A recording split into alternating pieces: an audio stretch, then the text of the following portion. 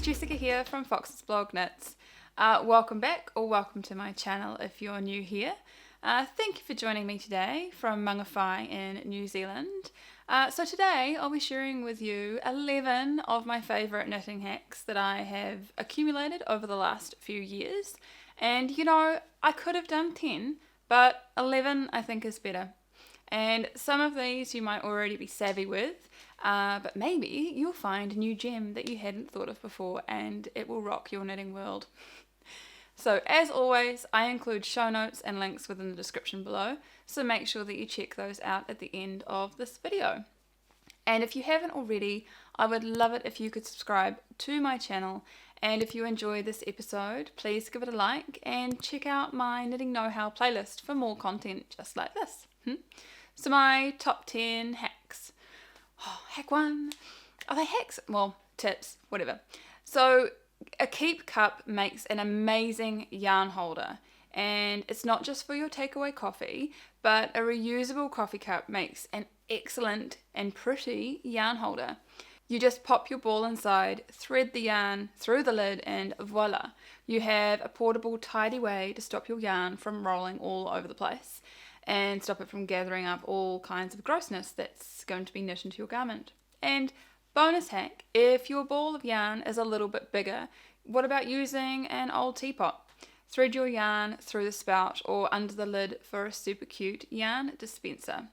Probably one for when you're at home, but the keep cup is amazing for when you're on the go. So hack 2, a hair tie for your DPNs. So double pointed needles can be a handful at the best of times, but they are most scary when you have to put down your knitting. Don't panic, just loop a hair tie around them in a bunch, like some flowers, before popping them into your project bag. And now your work is safe and secure. I think I do this all the time. I'm always thinking I'm going to drop everything off there. Anyway, hack 3. Anything can be a ruler. If you've been working away, say if you're out and about, and then you need to measure your work, but you can't. The cat's on your knee, you might be on the bus or the train, and you forgot to bring a tape measure with you. You actually have rulers at your fingertips. The trick is measuring something you always have on you. Your phone, for example. So the screen on my phone is an iPhone 8 Plus, and it's roughly 12 centimeters tall and 7 centimeters wide, minus a few millimeters. If I know that I need to make a 5 or 10 centimeter measurement, you can usually work that out from what you're holding your phone against with your work. So measure your own phone screen and take a mental note of what that measurement is. Hack number 4, uncurling cables. So if you've not used some of your cables in your kit for a while, and they're made of plastic, they can be super curly when you grab them next, and to ease the curl, you just pop the kettle on, which you'll probably be doing anyway, and in a mug, dip your cables into the hot water. Now, be super careful not to dip all the way, as you'll potentially compromise the glue that actually holds them in there. So after a few dunks, warm them up and your cables will be much nicer to work with. So hack 5 is for chart knitters out there. So I have recently discovered that I love knitting from a chart when doing a pattern. I'm a visual learner, but I also find it a little bit tricky to follow where I'm up to just at a quick glance, especially when you just look to the side. But it's super easy. Pop your chart pattern into an L-shaped pocket and use a bit of tape or a sticky note to show where you're up to.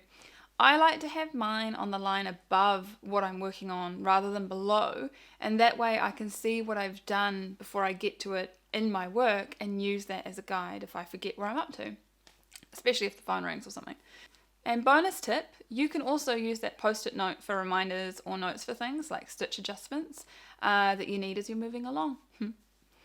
Hack 6, sharpen your needles. Probably a bit naughty, but I do love a sharp point on my needles, and I prefer the feeling of bamboo and wooden needles. And sometimes the points can be a little bit dull or a little bit rough. So if your needles need a spruce, just use a cheap nail file to carefully file them into shape. A nail file is perfect as it's a really nice smooth grit and it won't leave behind any scratch marks to snag your yarn. And number 7, probably one of my favourites, is knitting in a long tail cast on. So I hate weaving in my ends, it sucks. And it can be really, really tedious. So when I'm actually creating something with a long tail cast on, or any cast on that leaves a tail actually for that matter, instead of leaving it hanging behind when I knit my first row, I actually stitch that into my next 3 stitches to catch it in. And this keeps it nice and tight and doesn't leave your tension gaping open. On the next row, when you come back to it, I do another 3 stitches after the first 3, so 6 in total. On the third row, I do this one more time. The ends are gone, woven in as you go.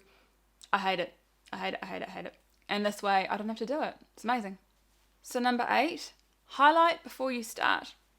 One of the first things I learnt the hard way was to mark out my patterns before I started. I use 2 colours. I use one colour for the size I'm working on and the other colour for any specific instructions that I need to be working on 2 at a time. For example, if you're knitting increases every second row and then doing another technique, the alternate row, it helps reduce the potential frogging if you make a mistake because you can be reminded of it when you come across it into the pattern. So hack number 9, no yarn wash, no problem. If you need to wash a garment, or block it for that matter, but don't have a specific yarn detergent, have a look in your cupboard and see if you have any baby shampoo or any soft and gentle organic shampoo as a second option. Standard laundry detergents usually have protein-eating enzymes, and this is what gets rid of food stains like egg or butter or whatever in the wash. Never ever use these on natural fibres like wool or silk or anything like that. Over time, after they've been washed, the enzymes will actually eat away at your clothes or garments, leaving holes, and this is because wool and silk are also protein based, like the stains that they are designed to remove. So you're essentially removing your yarn, which is a really scary prospect. The best thing is to use a specifically formulated wool wash, and next would be 100% soap flakes. But if you're super stuck, baby shampoo is a safe alternative because human hair is a protein similar to wool and baby shampoo is the most gentle. So yeah, be sure to rinse it well though, because you should do that anyway. And it'll smell like babies, which is yum. Okay, number 10, we're nearly there. So color code your markers. Sometimes in a pattern you need a bunch of different colored markers, especially when working on a complex design. And most of the time your markers will only be in 1 or 2 colors. So resolve this by tying on different colored embroidery threads. You can tie a little bit around each marker and just keep a note of what each color represents on your pattern. And when you're finished, you can untie them or trim them and you've got your regular markers back. I personally don't have a problem with having a crap ton of stitch markers, but I do have a problem with having the right colours. So I use that all the time, especially with something that needs a whole bunch of repeats. So hack 11 is your button stash. And this is your bonus hack, which it's not really a hack, but it's just a really good tip that I've come across. So my favourite place to find buttons are from local op shops. Or those are charity shops if you aren't from New Zealand. So for usually less than 50 cents, you can get a full set of buttons and support your local secondhand shop. So it's win-win. We have a really great op shop here in Mangawhai that creates community grants with their profits a few times a year.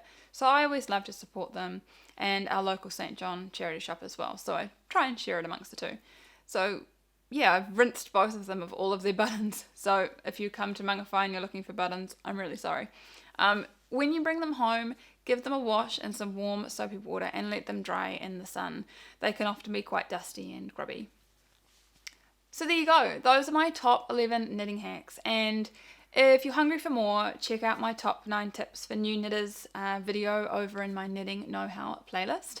And I hope you've enjoyed this episode. Yeah. Please give it a like and let me know in the comments if you have any extra tips. What else would you add to this list? I love reading your comments and hearing from you all. So yeah, do make sure that you leave any there for anyone else that you think might be super helpful. So thanks for being with me here again today for this Fox's Blog Knits episode, and I'll see you again real soon. Bye!